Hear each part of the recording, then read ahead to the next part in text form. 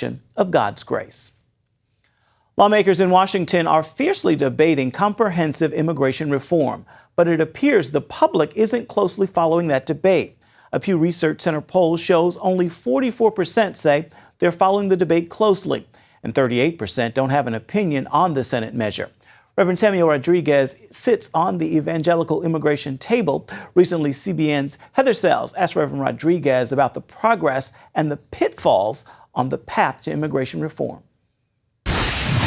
What is your take on this bipartisan measure in the Senate? I support it. I had the privilege of standing behind Marco Rubio on the day that he unveiled the proposal before the cameras. I completely support it. I think it's a way to reconcile both the rule of law and the compassionate values that we hold near and dear. Mm-hmm.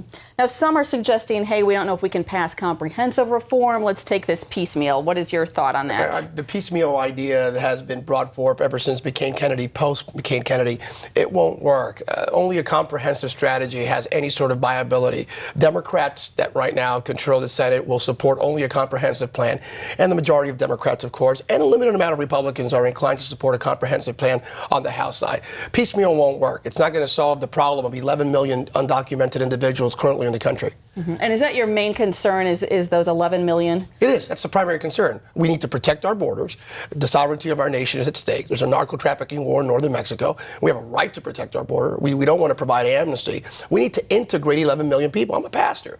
38 to 40% of our congregations west of the Mississippi for Latino evangelical churches are full of undocumented individuals. As a pastor, as a preacher, I want to make sure they get integrated as expeditiously as possible. I don't want to have any more parishioners living in fear on Sunday morning.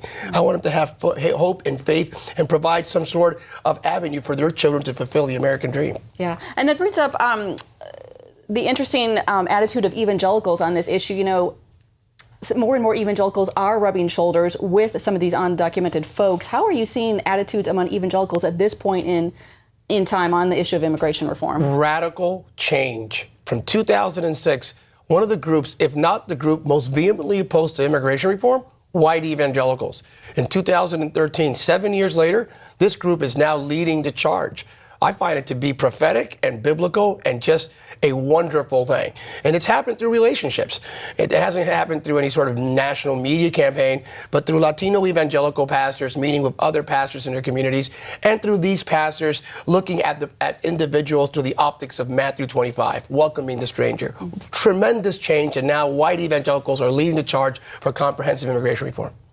I want to ask you about one specific proposal that just came up where the LGBT community is saying, hey, on this immigration reform issue, we want to allow gay Americans to sponsor a partner via a green card. Is that a deal breaker for you? These two issues should never, ever, ever, ever mix, should never be mixed, should never be combined. It will dilute, it will fracture a coalition that includes the Hispanic Evangelical Association, Southern Baptists, other major denominations that have signed on to comprehensive immigration reform, including the Catholic Bishops' Conference. We will all pull out. So is it a deal breaker? Yes, it's a deal breaker, but at the end of the day, I don't think it's going to be in a practical manner included in any bill that will arrive at the president's desk.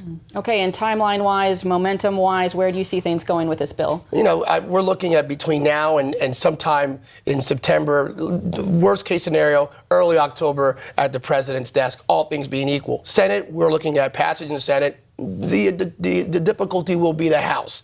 The House will push back on some of the Senate components, particularly on the issue of citizenship, some of these triggers with border security. There's some angst and consternation there that has to be addressed as expeditiously as possible. We're looking at a timeline between now and late September. All right, Reverend Rodriguez, thanks for joining us. Thank you for having me.